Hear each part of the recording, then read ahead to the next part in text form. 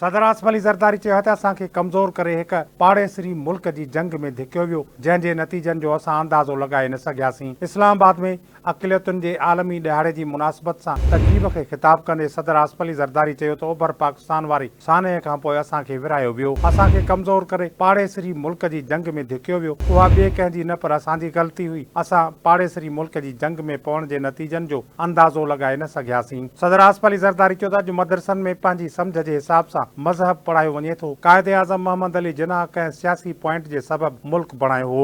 आसिफ अली ज़रदारी चयो त ग़ज़ा में किरंदड़ मीज़ाइल इहो नथा ॾिसनि त साम्हूं वारो इंसान ईसाई आहे या मुस्लमान। जेकॾहिं तव्हांखे लॻे थो त ग़ज़ा में ईसाई न आहिनि त तव्हां ग़लति आहियो। सियासत में ईसाई बि क़ुर्बान थी रहिया आहिनि। सदर आसिफ अली ज़रदारी वधीक चयो त भारत में अक़लियतूं महफ़ूज़ न आहिनि ऐं कायदे आज़म मोहम्मद अली जिन्ना इहा ॻाल्हि घणो अॻु महसूसु कई हुई, उन करे ई हुन पाकिस्तान ठाहियो। असां जेको बि कयो दुरुस्त कयो, पर आलमी ताक़त ई हूंदी आहे। अक़लियतुनि बाबति ॻाल्हाईंदे सदर आसिफ अली ज़रदारी चयो त पाकिस्तान जी तरक़ीअ में अक़लियतुनि जो अहम किरदारु आहे। अक़लियतुनि लाइ सरकारी इदारनि में 5% कोटा मौजूदु आहे। पाकिस्तान में अक़लियतुनि खे समूरा हक़ हासिल आहिनि। मोदीअ जे भारत में अक़लियती माण्हू महफ़ूज़ न आहिनि।